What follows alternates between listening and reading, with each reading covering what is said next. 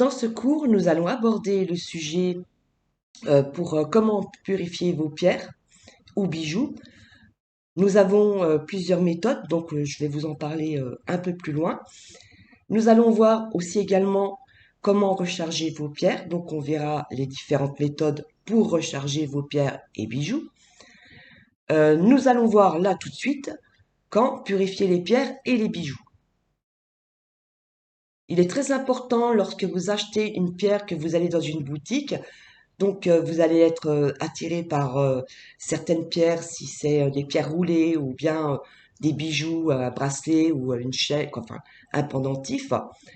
Donc, on va, soit si c'est une personne qui vous l'offre, donc la pierre, elle va être chargée par l'énergie des personnes qui les ont manipulées. C'est-à-dire qu'elles sont passées dans certaines mains, c'est-à-dire déjà la personne qui l'a créée, et ensuite si c'est un cadeau, donc elle sera passée à nouveau dans d'autres mains. Donc à chaque fois que vous avez une pierre, que vous achetez vous-même une pierre roulée ou un bijou dans une boutique, donc déjà ça, c'est très important, c'est de purifier votre pierre ou votre bijou. La première chose à faire, c'est de la décharger et de la purifier des énergies potentiellement négatives qu'elle a accumulées. Donc, lorsque vous sentez que votre bijou ou que votre pierre n'est plus efficace, donc vous allez la nettoyer, enfin la nettoyer, la purifier, au moins, on va dire, une fois par semaine. Donc ça, c'est vous qui le sentez, c'est sur l'effet de la pierre ou du bijou que vous allez avoir. Donc vous êtes en contact avec votre bijou ou votre pierre, vous allez le sentir, le ressentir du moins.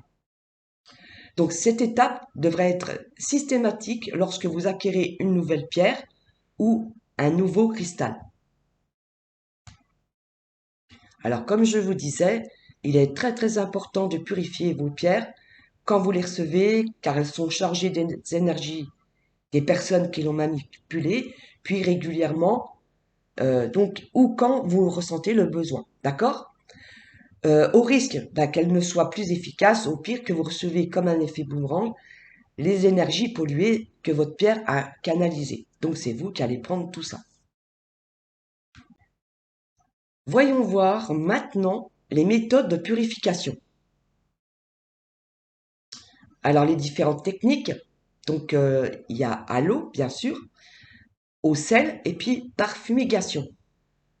Donc nous allons voir un petit peu plus loin, je vais vous parler des différentes méthodes, mais déjà, donc vous allez placer vos pierres par rapport à l'eau, hein, par rapport à la purification à l'eau.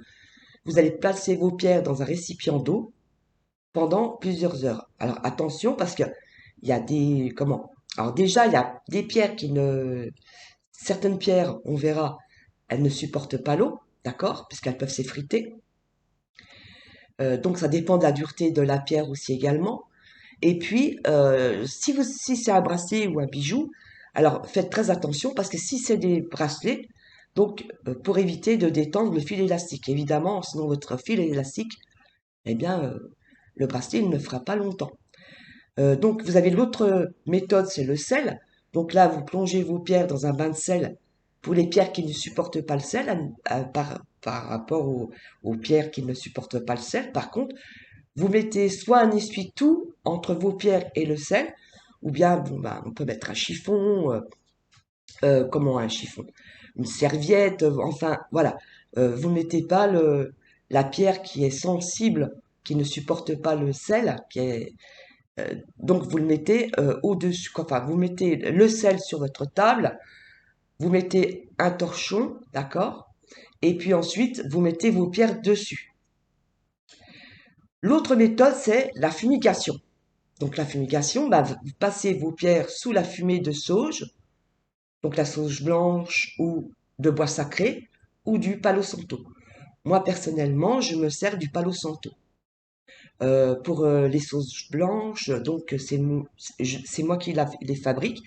Donc ça, je le fais par rapport à d'autres nettoyages de ma maison. Mais par contre, le Palo Santo, c'est super bien, ça va très très bien pour la fumigation, donc pour nettoyer vos pierres, vos cristaux et vos bijoux. Alors, comment recharger vos pierres et bijoux? Alors, les pierres purifiées doivent également être chargées en énergie afin de retrouver leur propriété naturelle de protection. Et quand les recharger, ces pierres, eh bien, on va les recharger une fois par mois. Donc là, par rapport aux cristaux, sinon, lorsque tout à l'heure, je vous disais que en fait, vos bijoux, vous- là, c'est au niveau de vos ressentis, d'accord? Donc, vous pouvez les nettoyer, les purifier en fait une fois par semaine, voire plus, tout dépend de l'énergie que la pierre a captée. Maintenant, passons aux méthodes de rechargement. Je vais vous en parler plus loin dans le cours, mais les méthodes de rechargement sont la lumière solaire ou lunaire. Et puis vous avez aussi également l'amas de quartz, la concentration énergétique qui est créée par un amas ou une géode permet de recharger vos pierres. Mais pour cela, je vous conseille d'utiliser un amas de cristal de roche, parce que le cristal de roche absorbe, enfin, c'est vraiment le cristal qui est le plus amené pour neutraliser toutes les énergies négatives. Et en plus, elle recharge complètement, non seulement, mais de plus, elle purifie. Et par rapport à toutes les pierres, vraiment, c'est celle qui est le plus amenée à faire le travail vraiment en profondeur. Donc, il sera inutile de recharger une pierre dynamisante, comme par exemple la cornaline sur une géode d'améthyste, qui a des propriétés apaisantes. Comment nettoyer vos pierres et bijoux? Les pierres sont vivantes et se transforment au fur et à mesure de leur utilisation. Elles peuvent changer de teinte, elles peuvent se fissurer, elles peuvent même perdre leurs propriétés si elles sont trop sollicitées. Donc je prends par exemple, si vous êtes enfin, que vous souhaitez devenir lithothérapeute, eh bien, vous allez travailler avec les pierres sur d'autres personnes. Donc c'est vrai qu'à chaque fois que vous allez faire des séances, il faudra les purifier, ces pierres, pour aller vers une autre séance. D'accord? Donc du fait que vous allez les utiliser, il faudra justement vraiment bah, les nettoyer.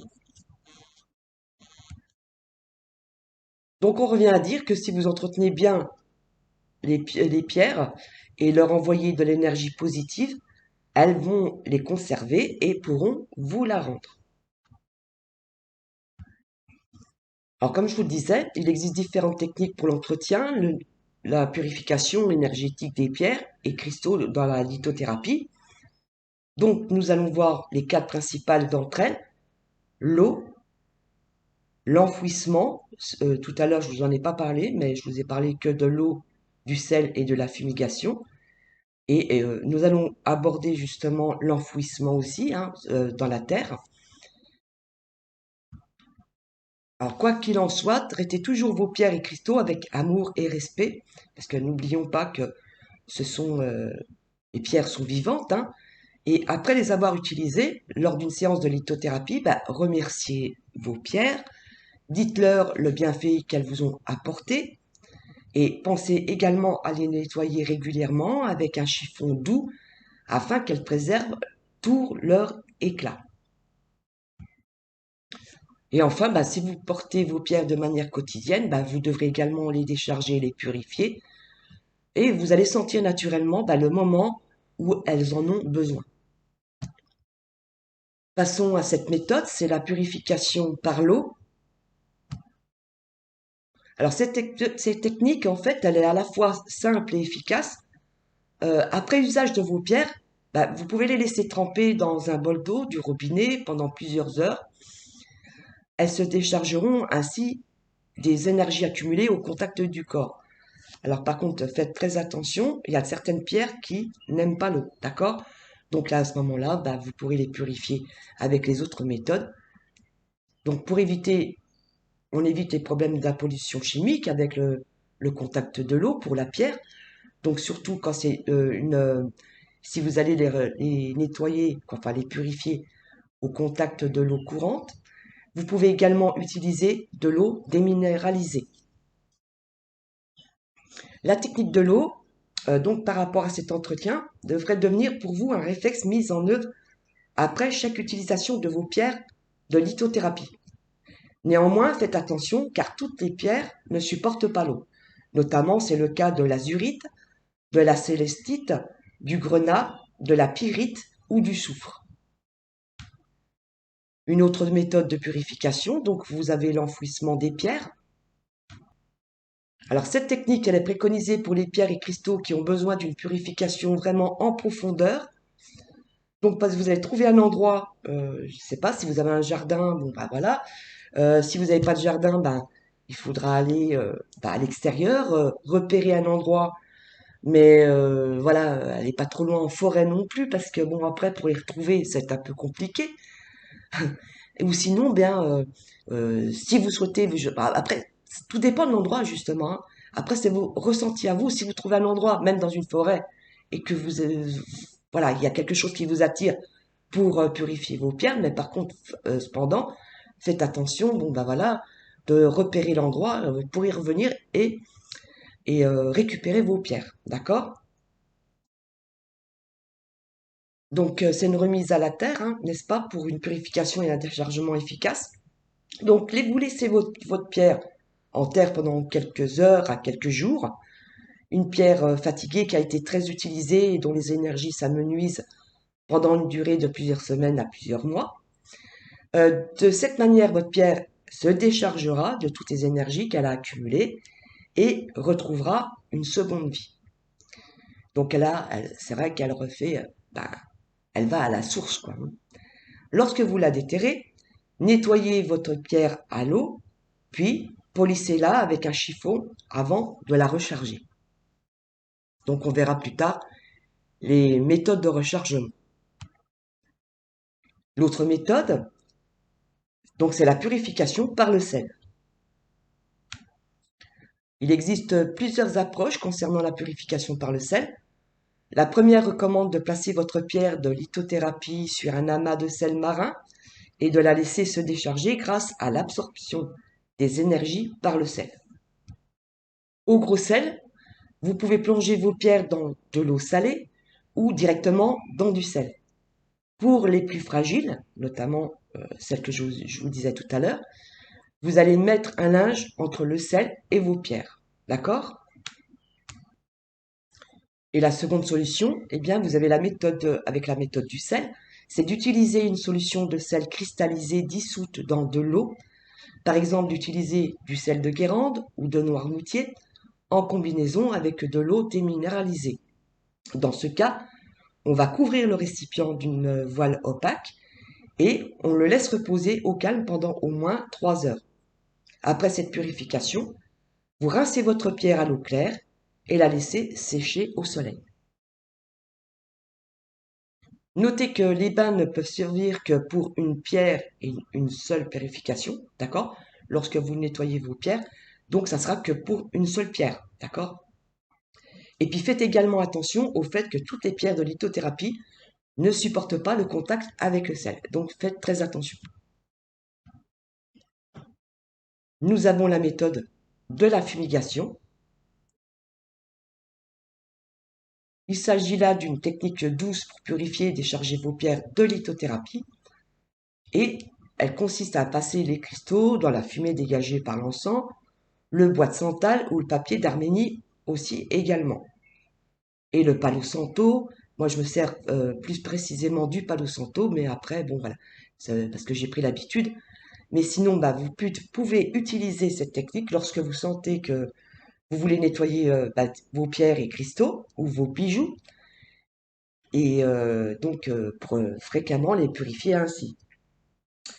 Alors le plus de cette méthode, c'est qu'elle est très puissante et elle prend du temps et elle doit être pratiquée avec soin et plaisir, d'accord? Elle convient à toutes les pierres. Donc ça, c'est la méthode la plus simple et moi c'est celle que j'utilise. Bon après je fais avec du sel, mais très rarement. Mais la fumigation c'est vraiment le top du top. Alors pour la fumigation, eh bien la sauge ou au bois de palo Santo.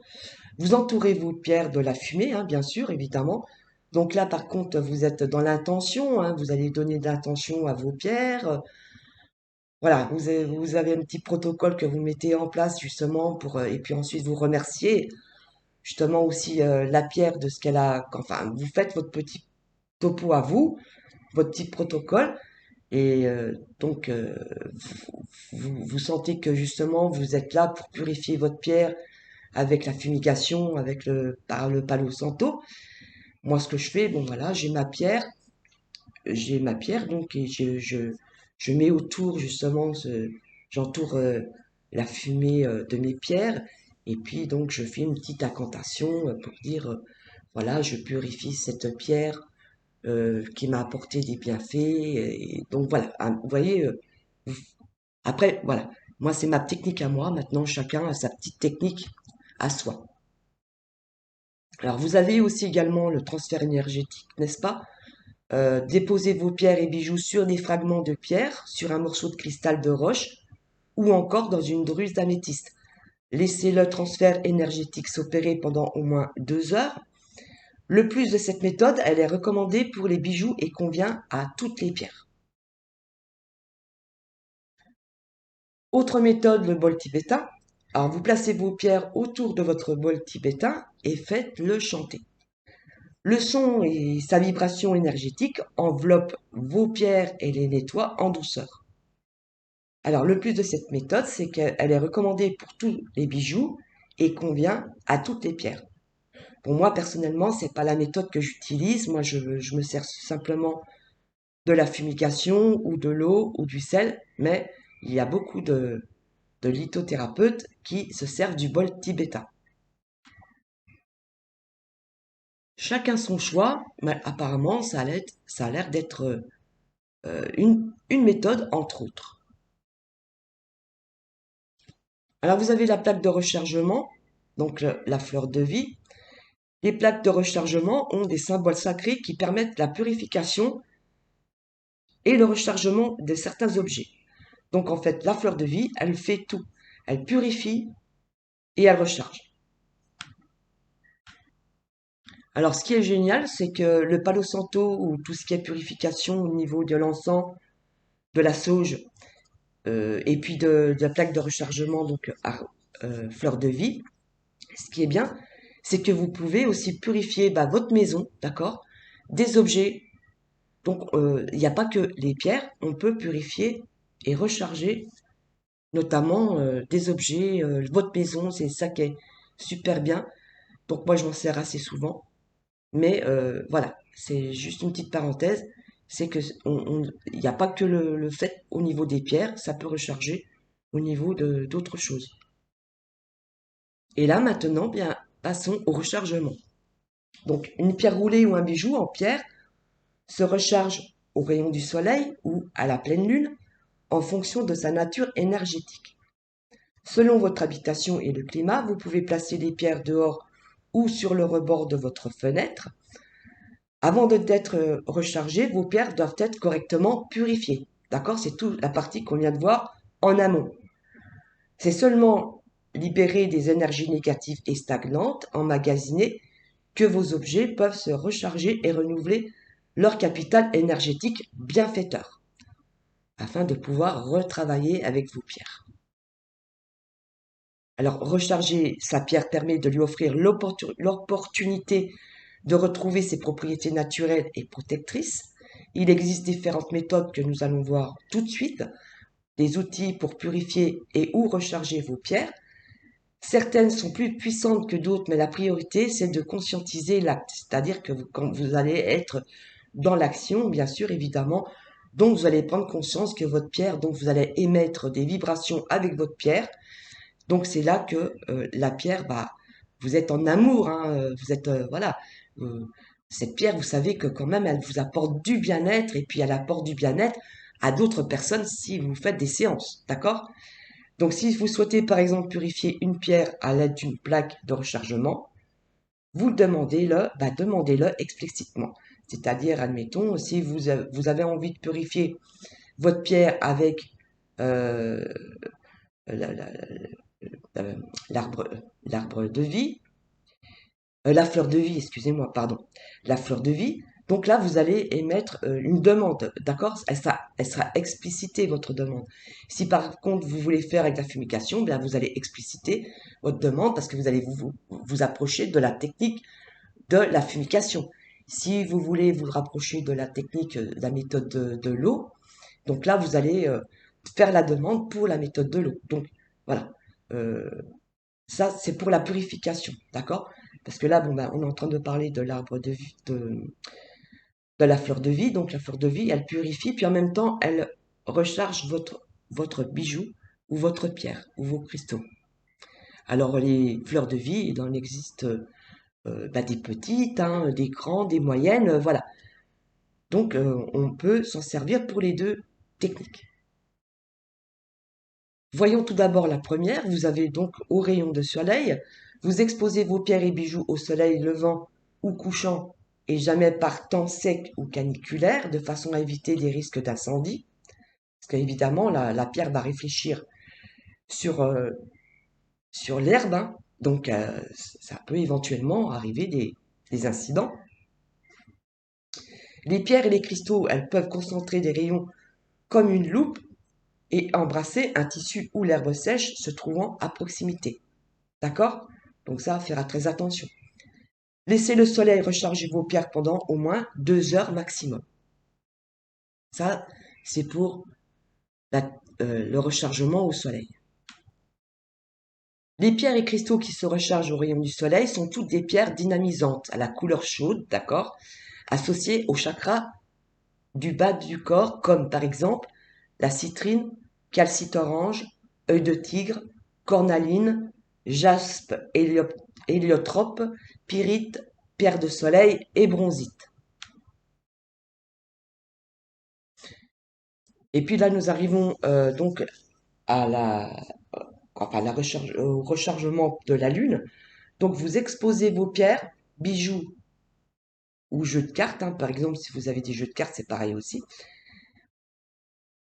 Donc au rayon de Lune, idéalement la nuit de la pleine Lune.